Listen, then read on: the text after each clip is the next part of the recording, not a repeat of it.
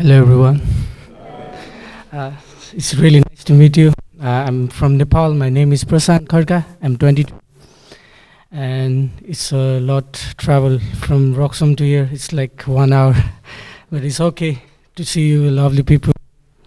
So, so I'm going to sing a Nepali song, Christian, and its meaning is like I began to walk after Jesus. I left the world and carried the cross. I began to walk after Jesus. I will not return back. I will not return back. Even though my mother, my father, and everyone forsook me, I followed Jesus until my fleeting body of clay returned to the earth, and I will never get back to world. I am with Jesus. So the songs goes like this.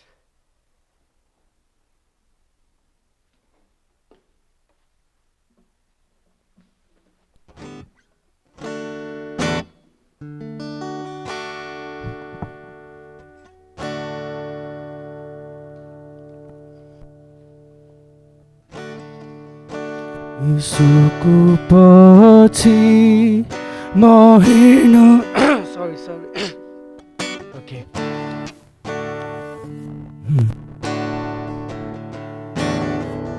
यीशुको पछि म हिँड्न लागे दुनियाँलाई त्यागी क्रुसै नै बोकी यीशुको पछि म हिँड्न लागे फर्कदिन फर्कदिन फर्कदिन फर्कदिन आमाले मलाई बुवाले मलाई सबैले मलाई त्यागे तापनि यीशुको पछि म हिँड्न लागे फर्कदिन फर्कदिन फर्कदिन फर्कदिन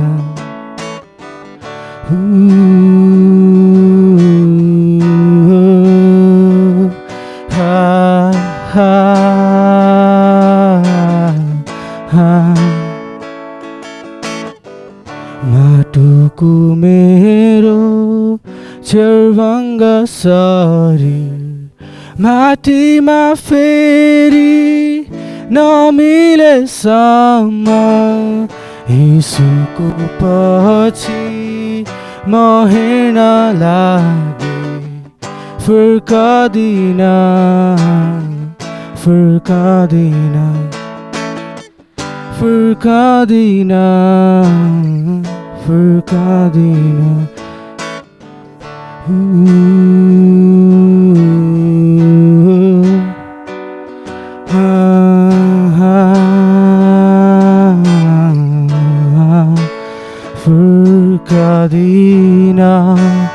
फर्कदिन फर्कदिन फर्कदिन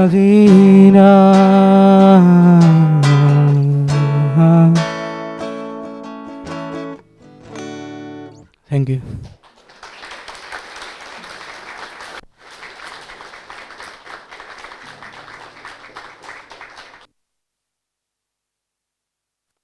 That's amazing. I don't think many of us would be willing to go to Nepal and introduce ourselves in Nepalese and then play the guitar and sing in front of people we've never seen before. So well done. You're living in Wroxham at the moment, but you know Mark and Luke because you're working at the factory there with them. But thank you for coming from Wroxham and love to see. And thank you to Lou and Dawn for going all the way to Wroxham this morning to pick you up. That's amazing. I forgot to mention thank you very much. Yeah, well done. Thank you so much. Amazing. Absolutely amazing. Wonderful. Right, it's time for the Sunday school to go out. If you guys just want to stand up a second and stretch your backs, you're welcome to do it because we're going to just look at God's Word together. And I know these chairs aren't the most comfortable. But you all look pretty settled, so you don't need to do it. So last week, Steve began looking at chapter 8 of Matthew's Gospel with us as he preached through the faith of the centurion. What I'm going to do this week and next week is basically fly through all of chapter 8 and chapter 9. So by the end of next week, we'll have finished chapter 9. Now, that said, all I'm going to do today is actually just go back to the leprous man. We're just going to look at the first 4 verses of Matthew chapter 8 today. So next week, we're going to get through a massive chunk. But actually, a lot of the background stuff that's going on here will be explained this morning. So we can look at some more practical stuff perhaps next week. But I do want to just go back. Steve touched on the leprous man last week. I want to just unpack a few more things from this. We don't need to look next week at the faith of the centurion because we did that in detail. So we'll go on next week to 8:14 and get through those bits as I say. So I just want to remind you of the context.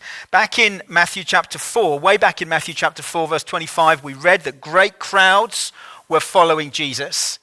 And then in Matthew chapter 5, verse 1, we read that Jesus went up to on a mountain to teach his disciples, to preach what is known as the Sermon on the Mount. And chapter 5, 6, and 7 were taken up with this long teaching, this long piece of teaching, but the crowds were there with him as well. Now, when we get to chapter 8, verse 1, the crowds, those same crowds, have come down from the mountain and they're still following him. But I just want you to notice the sort of stance that the crowds are in Matthew chapter 7, just at the end of Matthew 7, verse 29, verses 28 and 29. Notice that the crowds were astonished at his teaching, for he was teaching them as one who had authority and not as the scribes. So Jesus has given this long sermon to his disciples, but the crowds have overheard. I don't know how many people, it doesn't say, but it's going to be hundreds. There's a lot of people here. And they follow Jesus back down the mountain. They are so astonished by him. What's going to happen next? And in that state of astonishment, Matthew now is going to record in chapters 8 and 9 10 rapid fire miracles that Jesus is going to perform. And what's going on here? What I need you to know as we get back into narrative, into story, true story, is Jesus is demonstrating. Remember Matthew's desire to identify Jesus as the King of the kingdom, the Messiah, the Jewish Messiah. Jesus is demonstrating here that he is the King of the kingdom of heaven, that he is the one who has power over the kingdom, that he is the Messiah coming to proclaim the kingdom. Matthew 4:17, repent, for the kingdom of heaven is at hand. And he will demonstrate how the king of the kingdom by preaching, which he's been doing, by fulfilling prophecy, which he's been doing and will continue to do, by fulfilling the law and all of its requirements, which we're going to see amazingly this morning, and additionally, so as we're going to see this week and next in great power. So chapter 8, verse 1, when he came down from the mountain, great crowds, remember they're all astonished, followed him. Verse 2, and behold, a leper came to him. A leper came to him. A man who, in the eyes of the religion of that day, was what was termed unclean. He was dirty. He was disgusting. He was defiled. And everyone in that day was religious. So in the eyes of everyone in this crowd, this man was disgusting. How has a leprous man dared come right into the midst of the crowd? Who led him out of the leper colony in the first place? And now he is with the audacity to walk through the middle of the crowd, his target, Jesus Christ. Now, when somebody under the ancient Jewish law that these people were living in was diagnosed with leprosy, they were also diagnosed, as I see, as unclean. That meant they were expelled from the community. They were expelled from the camp. They were put outside of the camp. They were not allowed to have any further connection with the people in the camp. That would include their wives or their husbands, their children, their friends. They were completely disconnected from the worshipping community because they were unclean. Now, there were medical reasons around that as well, but lepers were particularly disgusting. Now, if a leper was going to come from the leper colony back into the community, he or she would have to ring a bell. And as they walked along, they would ring the bell going, unclean, unclean, and everybody would get out of their way immediately. You didn't want to get near a leper because if you touched a leper or anything that was the lepers, you too became unclean. And what you also need to know is that most people, as they walk through the streets and the towns, would have in their bags stones. So that if a leper happened to come towards you and got too close to you, you'd get the stone out to throw the stone at the leper to keep him or her away. This man walks right into the midst of this astonished crowd following Jesus with his putrefying flesh, bright white pus-filled spots, deep red open raw sores, and pathetic dirty filthy rags wrapped around what remained of his decaying limbs. I just want you to go back to Isaiah. We'll look at Isaiah 53 shortly, but just Isaiah chapter 1. If you've got a Bible, you can turn there with me. If not, just listen. I just want to read Isaiah 1 verses 5 to 6. This is God speaking about the wickedness of his people in the country of Judah, the land of Judah. And Isaiah the prophet says these words of God. Isaiah 1:5, why will you still be struck down? Why will you continue to rebel?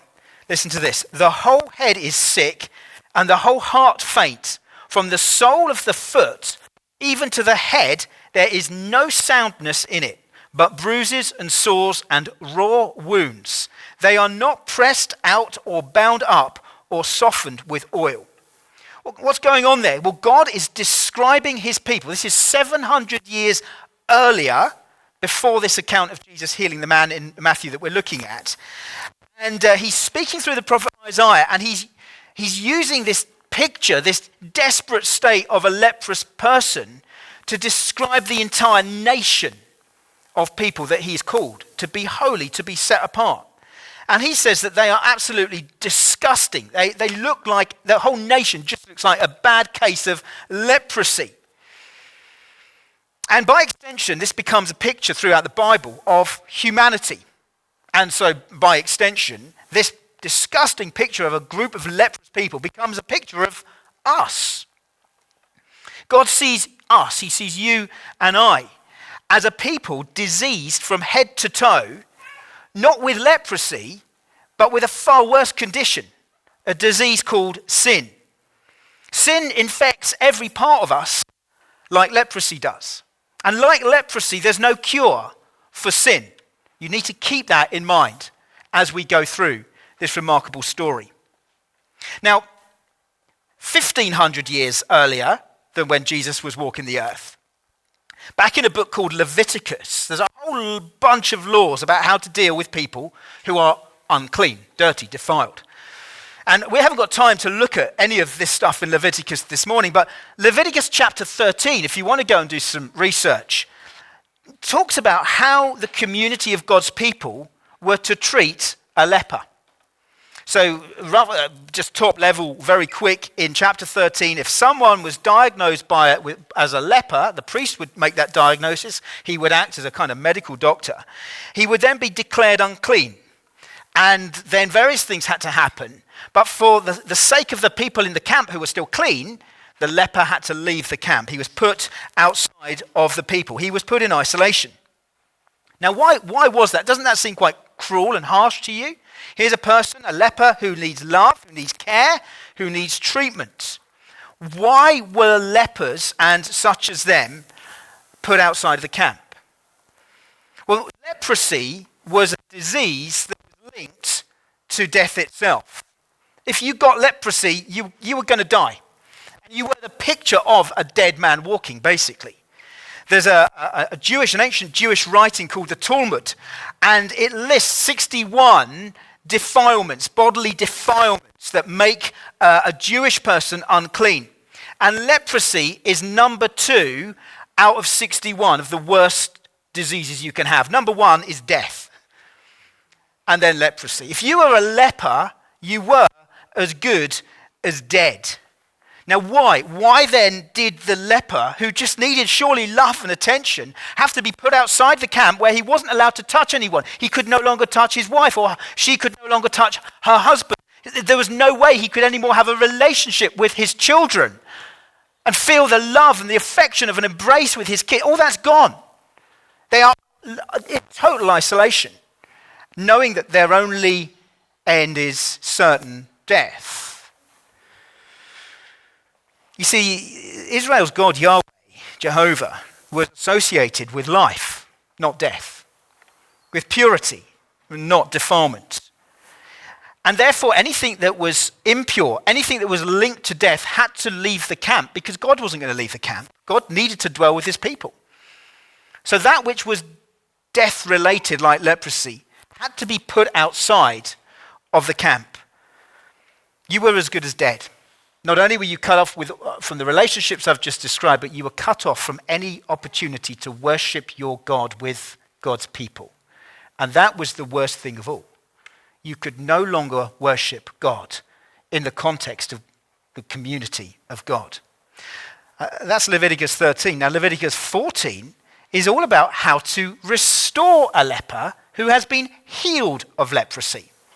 So the leper who has been healed of leprosy, again in Leviticus 14, describes the process by which the leper goes to the priest and is declared clean again and can be reincorporated, reintegrated into the worshipping community, can hold their spouse, their loved ones, their children again after all that time. It's a very complex process, is Leviticus 14, like most of Leviticus is a complex process. All that to say, this situation is hopeless for this man. He is nowhere near Leviticus chapter 14. He is nowhere near the process that Leviticus 14 holds out, the hope that Leviticus 14 holds out of being declared clean and restored. Firmly in Leviticus 13, he's firmly outside of the camp. He's nowhere near being clean. He's nowhere near any form of restoration. He is as good as dead. So as he walks up to Jesus, the courage and the faith that this man has is off the scale. My guess might be that already people have thrown some stones at him. Get away, leper. Get away, leper. And how is Jesus going to react to him? The faith that this man has that Jesus is going to react to him in some warm and affectionate and reconciling way is off the scale. If Jesus doesn't react to this man like that, he is dead. He will be stoned to death. This is his last opportunity. And if Jesus can't help him here, he will be stoned to death. He will not make it back to the leper colony. It's hopeless for this man. Now, I should just add one more thing before we kind of look at the story. The uncleanness of this leper was what was called ceremonial uncleanness. He wasn't unclean morally. So in the Old Testament, you have these laws around ceremonial uncleanness and moral uncleanness. Ceremonial uncleanness deals with illnesses related to death and decay. That's what this man had. It wasn't a moral unclean. Moral uncleanness was things like adultery or lying or murder, that kind of thing. If you were found out to be morally unclean, there were rules for you, severe rules for you also. But the religious leaders here in Jesus' time, watching this scene of this leper moving towards Jesus, have become hard and cruel and unkind. And they believed that leprosy was a sign of God's judgment because of a moral failure on the part of the individual. In this scene in Matthew, the man who has leprosy is like a parable. It's a true story, but it's a parable being enacted out. The man in this parable is a picture of us being riddled with sin. That sin, like leprosy, begins under the surface. That sin, like leprosy, takes hold of its host and spreads and destroys him. And sin in particular is bad because, like leprosy, it cuts you off from a relationship with God who made you and the God who commands you to be in relationship with him. You have no hope. So, Matthew chapter 8, verse 2. A leper came to him, wow, and knelt before him. This is absolutely incredible. The leper comes and kneels right before Jesus. Where it says there that he knelt before him, the word is literally he worshipped Jesus. He comes right up to Jesus. The wording of the Greek means to kiss toward. This is movement on part of this disgusting, vile man towards the pure, beautiful, clean Jesus. This is a violent movement of worship also as the man kisses towards Jesus Christ. That's his aim. He's worshipping him. Now, in Luke's account of this story, Luke tells us that this man was advanced with leprosy. This man is on his last legs. He's had leprosy for a long time. It's in its advanced stages. He's literally falling to bits.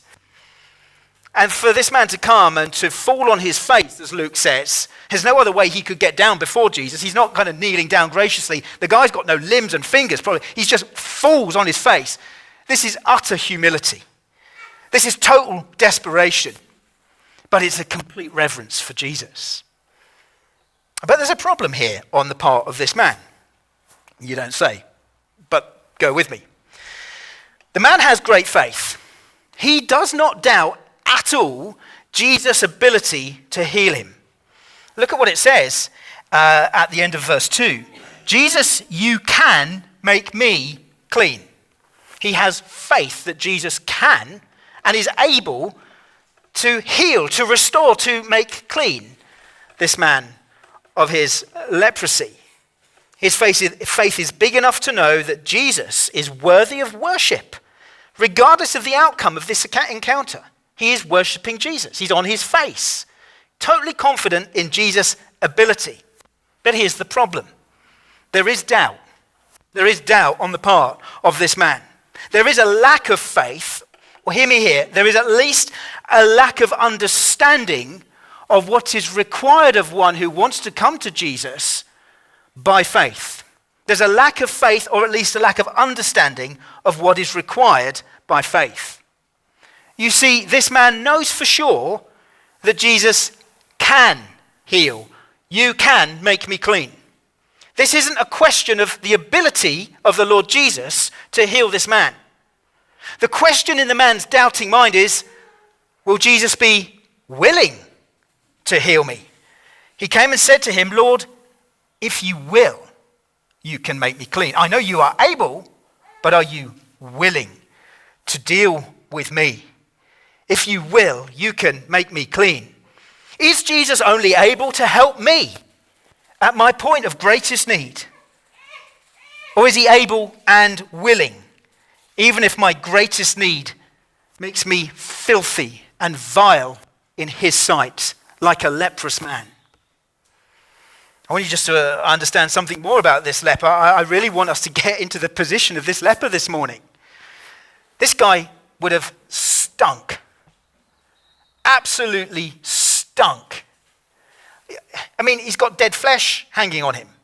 He's got oozing white pus coming from his body. That stinks. And then he's got these pathetic bandages wrapped around him to try to cover that shame of defilement and uncleanness up. Bandages, filthy rags to cover up his shame. How must those filthy rags have stunk? And the thing is, when you get leprosy, you can't have a bath because it's simply too painful. This man has advanced leprosy. I don't know how long he's had it for, but he ain't showered for a long, long time. All of these things add up to a man who not only looks disgusting, but stinks. And so, as you see, the people in the crowd who are astonished by Jesus have got something that you and I have. They have a gag reflex, and they have a recoil as well, don't they? As they see this man, as they smell this man, instantly they're, oh! And then they compose themselves to get their stones to throw. how is Jesus going to react to this man? Because Jesus is God, living fully as a man. So Jesus too has a recoil action and a gag reflex. Can you imagine if the man gets to Jesus and Jesus' reaction is, oh, hold on a minute. I know, yeah, I can heal you, but I just got to give me a minute. Has anyone got any PPE? Oh, the thought process going through this man's mind must be off the scale. How is Jesus going to be willing to heal me? How can Jesus not see me and throw up? What's going on? The courage, never mind the faith, the courage of this leper is massive. It takes faith to come to Jesus, but it takes sometimes much courage too, doesn't it? Maybe today you know Jesus is able to forgive you of your sin, but you're not sure whether he's willing to do so. I know what I've done. I know where I've been. I know the things that I think. How can this Jesus, who you tell me is clean and pure and holy, how can he have anything to do with me? How can he possibly be willing to cure me of my sin, to forgive me, to make me clean? And you doubt Jesus' willingness to have you come to him, to clean you up, to forgive you. Maybe some of you know that you could actually become a Christian today, but the prospect of doing so frightens you. Will my family reject me?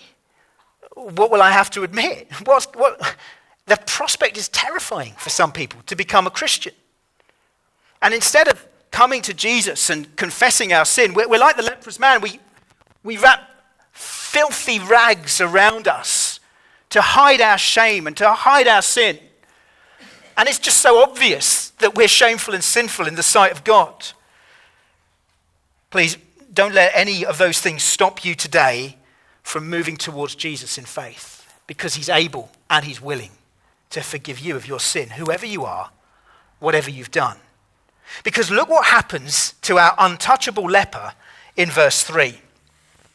Matthew writes, and Jesus stretched out his hand and touched him, saying, I will be clean. And immediately his leprosy was cleansed. Notice here Jesus does two things. First, before Jesus even speaks a word, Jesus reaches out his hand and touches the leper. That's a forbidden act, Jesus. You cannot touch a leper because the leper's unclean. You can't even touch something the leper's touched because it will defile you. Jesus, you cannot touch it. You've just broken the law yourself. And therefore Jesus, and all the religious people around looking at it, they're going, oh, never mind the leprous man, of Jesus, is what he's just done is even bigger. Jesus has just touched, Jesus is unclean. He's going to have to go outside the camp. Can't do that, Jesus. But he does. He does. This isn't a case of Jesus saying, dude, you are disgusting, and I'm afraid as a pious Jew, and a clean Jew, I can't have anything to do with you. But rather, this is a case of Jesus saying, my friend, you are disgusting, but I am willing to touch you and to make you beautiful. And when it says there that Jesus stretched out his hand and touched him, it's not just like that word touch means to take a firm grip, to hold tightly. The man's on his face. Jesus is up here. Jesus touches him. Matthew doesn't give us this detail, nor does Mark and Luke. So we have to be careful of our sanctified imaginations, but we can tell a lot from the meaning of the Greek words. Jesus takes him firmly and pulls him in and holds him. No one has done that to this man for a long, long time. No one has got near this man. No one has given this man any consideration. This man knows he's disgusting. But now someone beautiful touches him firmly and brings him in close. And then Jesus speaks, I am willing. Be clean. I am willing. Be clean. I just want you to notice what Jesus does not say. Jesus does not say, I am willing, be healed. He does not say, I am willing, be restored. He says, I am willing, be clean. And Matthew does not report that the leprosy was immediately healed, but that the leprosy was immediately cleansed. Friends, when you have an encounter with Jesus, he does more than heal you. What Jesus does for this man and what Jesus does for you and me is better than healing you. He cleans you up. He cleanses you from all your unrighteousness. If I do something to one of you that really upsets you, you might forgive me. And that will bring me some peace. But I've still done the thing. And we still both know that I've done the thing, even though there's forgiveness. Jesus doesn't just forgive this man. He doesn't just heal him of our leprosy. Jesus doesn't just forgive us of our sin. He doesn't just heal us of our sin. He cleans us up. He gets rid of the guilt. He gets rid of the shame. He gets rid of the utter feeling of wretchedness that we all feel and know. Be clean. Oh, it's so much better what Jesus does. He doesn't just forgive you. He heals. He doesn't just heal you. He makes you clean. And far from the man who Jesus touches, far from this man making Jesus unclean, Jesus makes him clean. That's not happened before. Now, you've got to ask a question in a sermon like this. Why did Jesus touch him? Why not just speak the words? We saw last week that the centurion's servant was healed because Jesus just spoke the word. He didn't even need to go near the man. So why doesn't Jesus just say, I'm willing, be clean? Why the touch? Well, if you check out Mark's account of this story, Mark 1, verse 41, Mark says that Jesus moved with compassion. Matthew doesn't give that detail. Mark says that Jesus moved with compassion, stretched out his hand and touched him. Moved with compassion, not moved with acknowledgement. Yeah, mate, you're ill. Not moved with pity. There, I'll do what I can. Not even moved with empathy. Oh, I feel for you, sausage. I really do. Moved with compassion. Now, if this were a sermon on Leviticus 14, we'd look at this in some detail. I wish we had time to read it, but you need to know that basically Leviticus 14, which is after Leviticus 13, Leviticus 14, which describes how to restore a clean leper, a leper who's been healed to cleanliness, to community back in the camp, it describes the blood sacrifice that had to be made on behalf of the leper in order for the leper to be declared clean. There were pigeons and things involved. Pigeons had to be sacrificed. One had to be set free. Very similar to the Day of Atonement sort of stuff. So in Leviticus 14, an animal had to be slaughtered. Blood had to be shed to show that this one was forgiven, cleaned, and restored. Now, of course, on the cross, Jesus Christ will become the blood sacrifice. He will be the sacrificial lamb that renders all other blood sacrifices null and void. So when it says that Jesus moved with compassion in Mark's gospel, he reached out his hand and touched him, you've got to understand the gut of that word. Because it literally means Jesus is moved in his guts with love for that man. It's literally, his bowels move. That's what the Greek word means. His bowels move. Splachnitzeroi is the word. Great word. Splachnitzeroi. His bowels move with compassion. It's almost as if Jesus' reaction, and the reason he touches the man is just to say, I want to take your disease on me. I want to carry that leprosy so that you don't have to. And I'm going to touch you that I might bear that shame on your behalf. So go back with me to Isaiah 53. And I'm just going to read again verses 4, 5, and 6.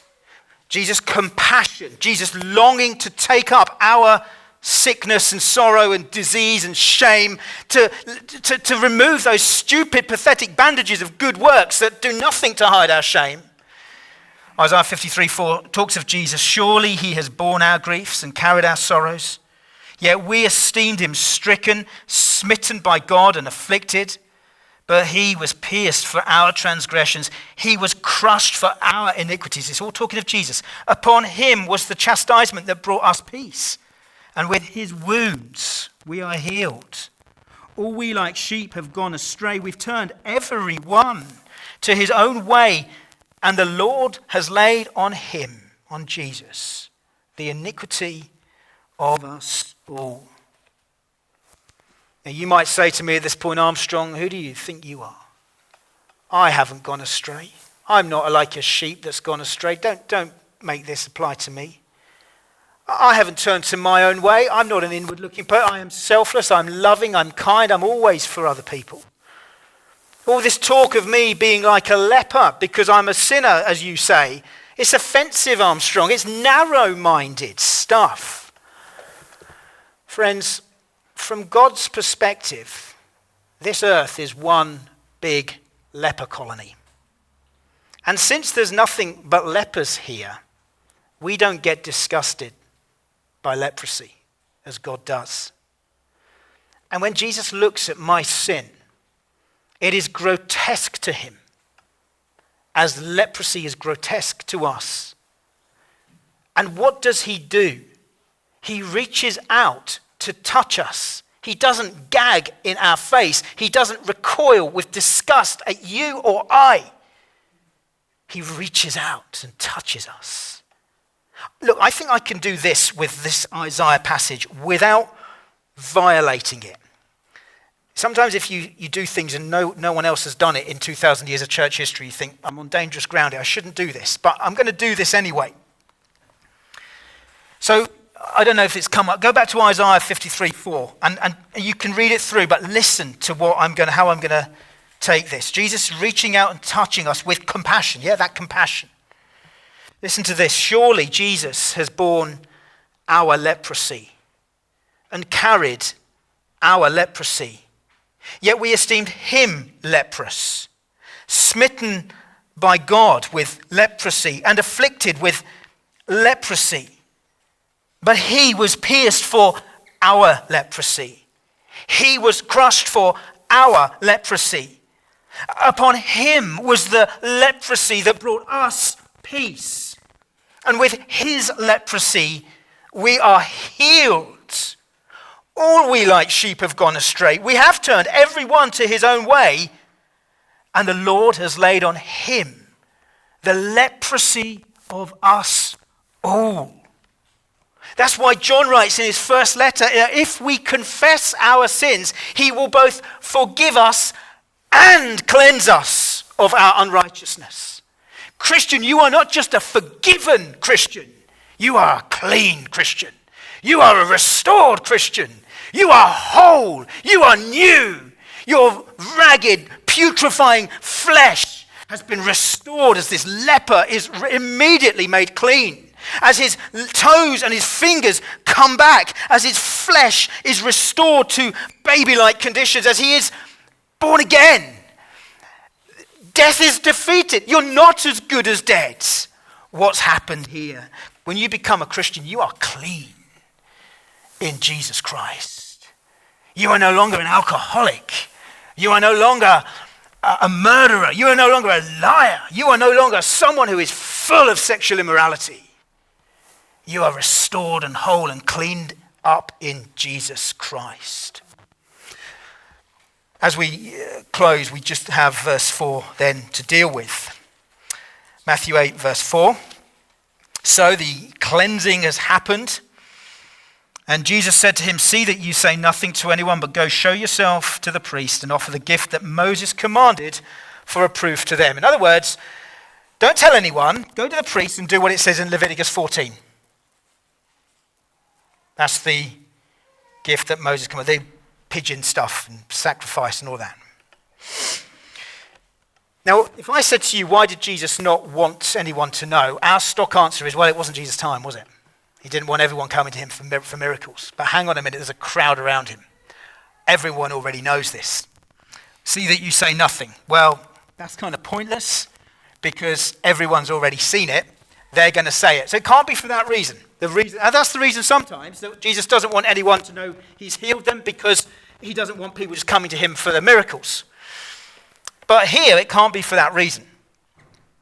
No, Jesus, remember what it says in chapter 5. Jesus said, I haven't come to abolish the law. Now this bit of the law, this bit of Leviticus chapter 14 is genuine law. It's not like the law that the Pharisees and the scribes made up and made heavy burdens and oppressive religion for the people. This is genuine. Jesus hasn't come to do away with the law. He's come to fulfill the law. So he says, now you're clean. I've made you clean. You still need to go to the priest and do what the priest has to do in Leviticus 14. But think about this with me for a minute.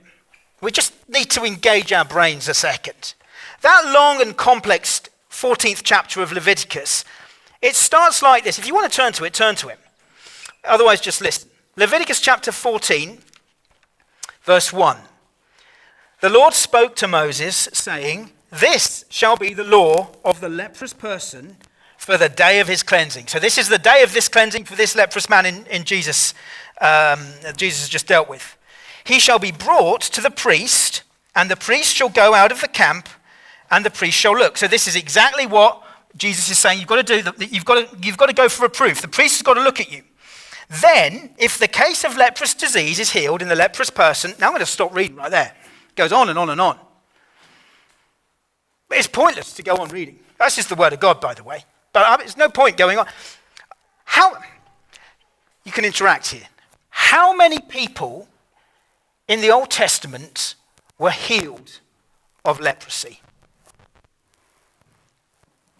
One. Who was that? Naaman. He doesn't count for different reasons. Pardon? Miriam was. I was hoping no one would remember that, because that's a slightly difficult one to deal with. Miriam, when she complained against Moses with Aaron, you're absolutely right. Miriam and Naaman are the only two. I mean, you could say Moses was when he put his hand in his and he pulled it out. But apart from Naaman and Miriam, which is kind of an anomaly, very difficult to understand, how many people were cured from leprosy in all those thousands of years? None. Naaman, you see, wasn't a Jew. He was a Syrian. He was outside of God's people. No one was healed of leprosy. So how many times had Leviticus 14 had to be put into motion? No times. Not for Naaman, because he wasn't a Jew. He was a Syrian. And there's no record of Moses telling Miriam to go and show yourself to the priest for proof of what's happened. It may have done. It may have done. But it's not recorded. We're not told. And I think that's strange. So there's no record of Leviticus 14 ever having been used for 1,500 years since Moses put it in place until now. I think Leviticus 14 was written for this specific event. It was written for this one leprous man who was going to be cured of his leprosy, so that he could go to the priest and prove that Jesus is fulfilling the law and its impossible demands. The kingdom of heaven has come. Strange things are happening. The law and its unattainable demands are being fulfilled now in Jesus. And Jesus says that you have to go to the priest to prove after 1,500 years that it is possible to be healed from leprosy and made clean and welcomed back into relationship with God and join in the worship of God in church. But there's a bigger meaning. It's a parable in action. Jesus is saying it's possible now for desperately wicked sinners to be made clean and to be restored into relationship with God that has been ruined by sin. And not only that, but to come and to join with the community of faith in a local church setting. Some of you are forgetting how important church is on a Sunday. And you need to put yourself in the place of the leper. Some of you are off doing all sorts of things on a Sunday, preparing for work, going on weekends out, doing this or doing that. You need to remember the leprous, disgusting, vile state you are in and see the wholeness of Jesus restoring you and cleansing you and making it possible for you to sit in this church this morning, worshiping him. This is the single most precious and important thing you or I can do this side of heaven. Because by testimony of you being here, it's a proof that our great high priest, Jesus Christ, has made us clean. And we make disciples as a church, don't we? We call them to follow Jesus, to be baptized and to obey everything. And then the writer of the Hebrews says, don't forsake that. Don't neglect the assembling of God's people together. Because every time you and I sit and worship or stand and worship in this church, we are saying it's proof that Jesus is alive.